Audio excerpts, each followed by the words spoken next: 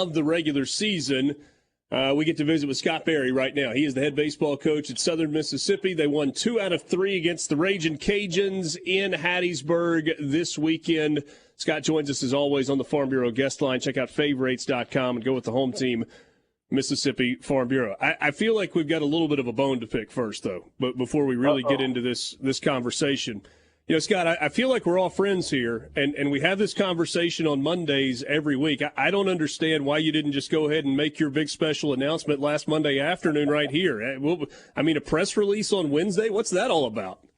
Actually, it was on Tuesday.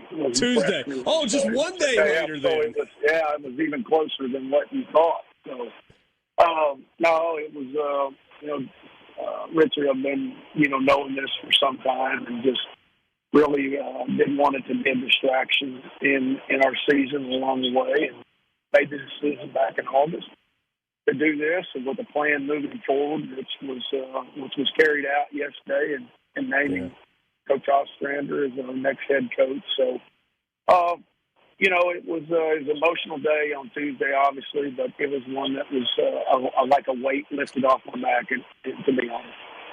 Well, all jokes aside, on behalf of all of us at Sports Talk Mississippi, congratulations. I think there's something that's incredibly special about being able to go out on your terms, and you're able to do that. After 14 years as the head coach there, 23 years with the program, a place that we know is so incredibly special to you. You told me that you weren't wild about the idea of the ceremony that they were having, but I know that when it was all said and done, that had to be an incredibly special moment for you and for your family before Game 2. It really was. And, I'm glad that I was persuaded to go ahead and let them do that, because it gave a chance to honor my family, who has sacrificed a bunch for what I do. And I tell people all the time I spend more time with other people's kids than my own. So, but for them to feel honored in that, in the whole scheme of things, that was a blessing for me. So, outside of my marriage to my wife and the birth of my 2 kids, that's probably the most special moment that I've had. Well, that's that is incredible. And you mentioned a second ago the next phase of the plan was made official yesterday. Maybe the worst-kept secret in the history of secrets, that Christian Ostrander was going to be the next head coach. But I just find it so incredible, and I know this is not new, but we've talked about it before, but the continuity within the program where Corky Palmer played for hold on, I got to go back farther. Hill Denson played for and coached under Pete Taylor, and then took the reins. Corky Palmer coached under Hill Denson, took the reins. You coached under Corky and then took the reins. And now you've got Christian Ostrander, who has coached under you and gets to take the reins as well. To me, that says a lot about the program and what it means there. Yeah, oftentimes through our success, people will ask me, why do you think it's been so successful? And that's the very reason, the learning curve of the program, the philosophies haven't changed very much at all.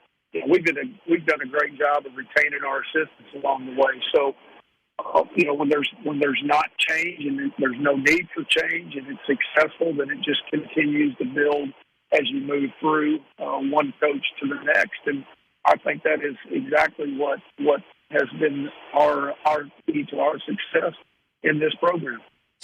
Scott, I've got to believe, and I'm certainly not asking you to divulge anything here along the way, but I have to believe because of the success that you have had at Southern Miss, there have been opportunities for you over the course of the last decade and a half if you had wanted to go somewhere else. Why did you stay put for 14 years?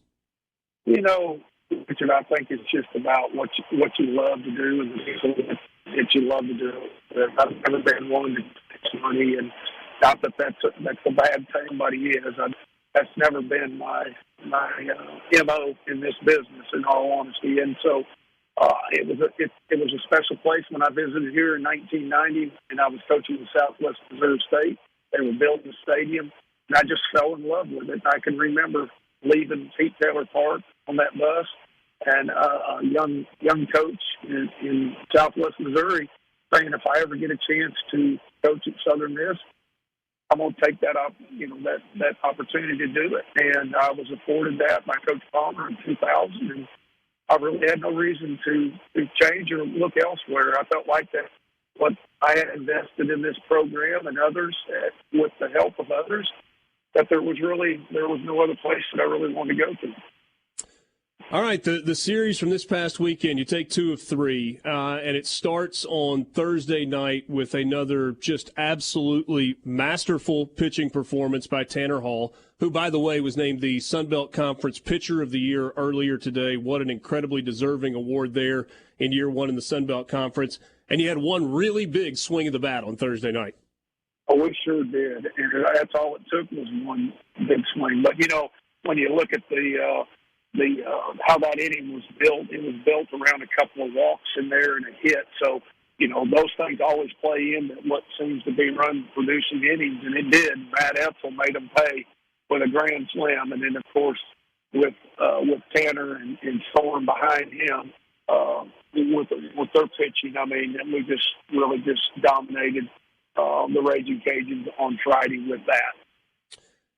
We don't really have to talk about Saturday all that much. That was maybe not the best game that your guys have played. Louisiana just kind of knocks it all around the park. You guys kick it around a little bit, so we'll leave that one be. But you come back, and it sets up a massive final game of the regular season. And, boy, Danny Lynch showed up in a big way. Not one but 2 grand slams.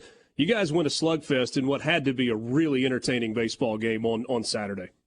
Well, it was. But, I think we do have to talk about that game on Friday because it mirrored what happened to us in the 2 games at Coastal Carolina where we really just got punched in the face. And we were faced with the same scenario. We had a 14-game winning streak going into that game on Friday and getting beat 10-1, and Etzel hit the only solo home run.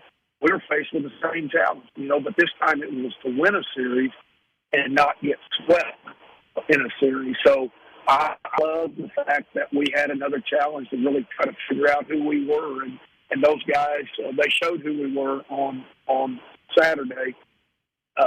In the first inning, Lafayette hits 3 home runs, 2 solos, and a 2 home run, and we're down 4-0 before we even see a pitch at the plate. But then we respond with 4 in the bottom of the first, Danny Lynch's first grand slam.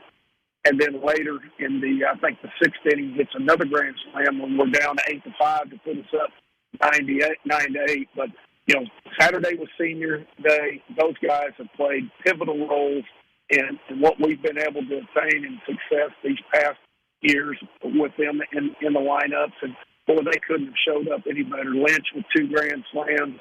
Sargent had 4 hits. Had a backside base hit, which was the eventual game-winning RBI there in the bottom of the 8th when we were tied. And then Reese Ewing, another senior, follows up with another single to give us an insurance run.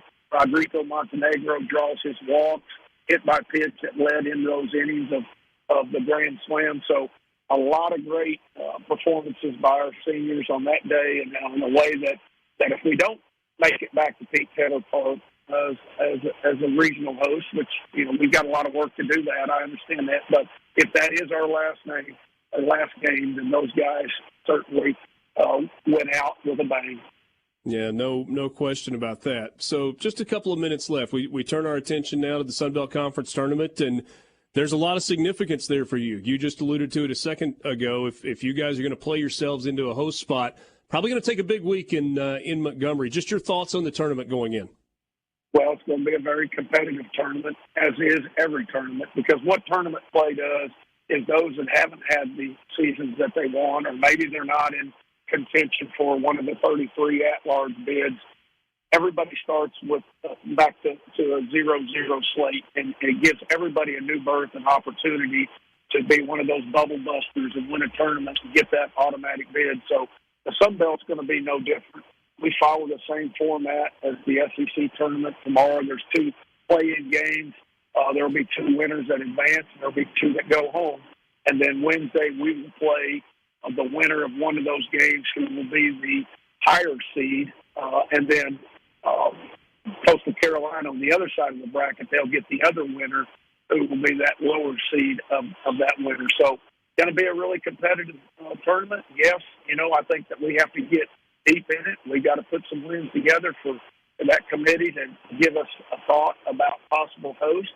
But, we're going to continue the way we have all year, Richard, and that's going to be play one game at a time. The most important game we have is Wednesday. We don't know the opponent yet, but, as we talk about, it's not the opponent we're playing. It's the game that we're playing, and we're trying to win that game. I love that we got a one game at a time reference from you in our last conversation, at least in the regular season. Maybe we can talk again next week about an NCAA regional bid and hopefully at your place. Scott, thanks so much for your time.